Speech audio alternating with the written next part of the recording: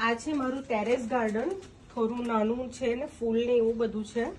હવે હું આ અમિતભાઈ પાસેથી લીધેલું વર્મી કમ્પોસ્ટ યુઝ કરું છું.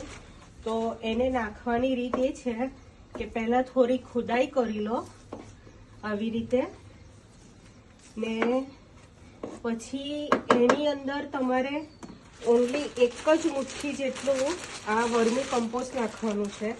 એનાથી તમારું ફ્લાવરિંગ એ ખૂબ જ સરસ આવશે.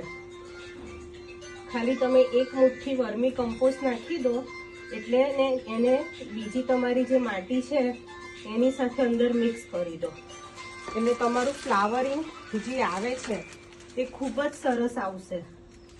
આ રીતે તમે દરેક પ્લાન્ટ્સમાં એક એક મુઠ્ઠી નાખી શકો છો એટલે ફ્લાવરિંગ સારું આવશે તમારે.